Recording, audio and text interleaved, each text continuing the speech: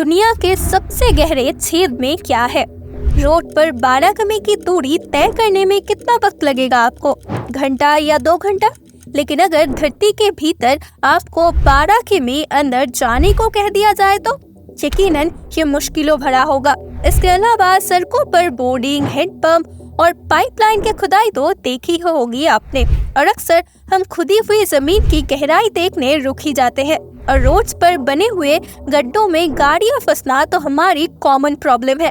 तो ये सोचिए कि जमीन के अंदर अगर गहरी खुदाई करनी हो तो हम कहां तक पहुंच पाएंगे और क्या क्या मिलेगा हमें जमीन की खुदाई में, और जमीन के सबसे गहरी गड्ढे को गहराई आखिर कितनी और ये कहाँ है।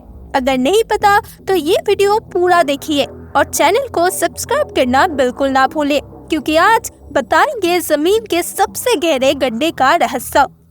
तो दोस्तों, ये कहानी शुरू हुई 1950 के बाद अमेरिका और रूस के बीच हो रहे एक कोल्ड वॉर से, जब 1957 में रूस ने सबसे पहले अर्थ के ऑर्बिट में एक आर्टिफिशियल सैटेलाइट इंस्टॉल की। ये अमेरिका के लिए एक झटका था। इसके बाद तो अमेरिका सरकार ने अपने वैज्ञानिकों से ताबड़तोड़ मेहनत करवाई और लगातार कोशिशों के बाद जब 1969 में अमेरिका ने स्पेस में चांद की धरती पर अपना झंडा गाड़ दिया, तब रूस ने स्पेस दौड़ को छोड़कर अर्थ को अपना टारगेट बनाया और शुरू की अर्थ के ऊपर रिसर्च। 1917 में रूस के साइंटिस्ट ने धरती के अंदर गड्ढा करना शुरू किया और लगातार 19 साल की कड़ी मेहनत के बाद साइंटिस्ट केवल 12 किलोमीटर गहराई तक गड्ढा खोद चुके थे। दोस्तों, रास्ते पर चलकर 12 किलोमीटर तय करना आसान होगा, लेकिन धरती के अंदर 12 किलोमीटर तक की गहराई को पार करना यकीनन एक मुश्किल भरा कदम था।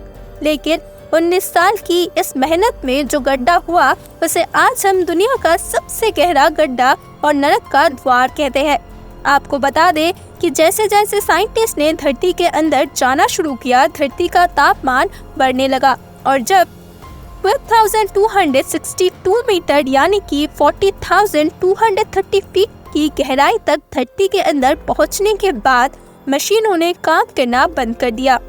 और ये आउटस्टैंडिंग काम किया था ओरल मास मशीन ने। इस मशीन की खासियत ये थी कि ये मल्टी लेयर वाली एक मशीन थी और इसकी टारगेट 10 से 15,000 मीटर यानी कि 49,000 फीट थी और शायद ये अपने टारगेट को पूरा कर भी लेती। लेकिन जैसे ही ये धरती से 19 किलोमीटर गहराई तक पहुंची, धरती का तापमान 180 डिग्री सेल्सियस हो गया और वहाँ के पत्थरों ने प्लास्टिक की तरह रिएक्ट करना शुरू कर दिया और मजबूरन साइंटिस्टों को अपनी खुदाई रोकनी पड़ी।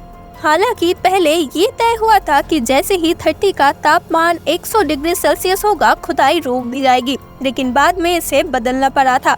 हालांकि ये बहुत ही ज्यादा अनोखा कारनामा था, लेकिन फिर भी हैरानी तब हुई जब ये पता चला कि हम अभी भी धरती के सतह से केवल 0.2 ही अंदर गए थे, क्योंकि धरती के अंदर एक असली गहराई तो 64 किलोमीटर है, जहाँ पहुँचने के बारे में तो सोचा भी नहीं जा सकता।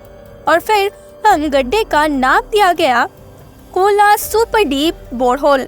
1989 में लगातार 19 साल की कड़ी मेहनत के बाद रूस वैज्ञानिकों ने इस गड्ढे को खुदाई बंद कर दी और इसे ढक दिया गया। लेकिन अब सवाल ये है कि इतनी मेहनत के बाद आखिर रूस को मिला क्या? तो उन्हें ऐसी 3 चीज मिली जो कि बहुत ही ज्यादा अनमोल थी, जिनमें से पहली चीज बहुत सारा पानी था, जो कि धरती के अंदर ऑक्सीजन और हाइड्रोजन के दबने की वजह से बन जाता है, इसलिए पानी को H2O भी कहते हैं।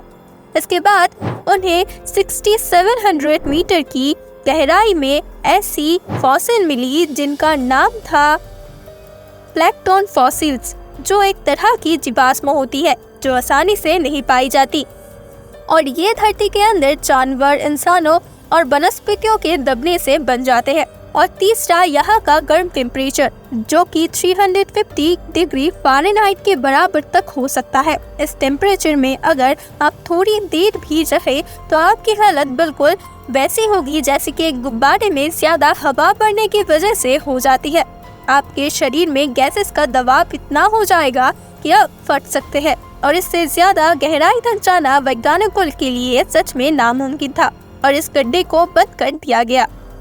लेकिन आपको बता दें कि हम स्पेस के बारे में जितना जानते हैं उसका 0.5% भी हम अपनी अर्थ के बारे में नहीं जानते। इस धरती के अंदर और समुद्र के अंदर इतने रहस्य छुपे हुए हैं जिनके बारे में हम चाहकर भी नहीं जान सकते। तो दोस्तों, ये वीडियो भी उसे गड्ढे के बारे में है जो रूस की धरती पर आज भी मौजूद है और जिसे डोटो हिल कहा जाता है। तो कैसी लगी आपको ये वीडियो, हमें कमेंट करके बताइए। साथ ही में हमारे चैनल को सब्सक्राइब करके अपने दोस्तों और रिश्तेदार के साथ ज्यादा से ज्यादा शेयर करें ताकि वो भी अपनी दुनिया के बारे में थोड़ा जान सके। धन्यवाद।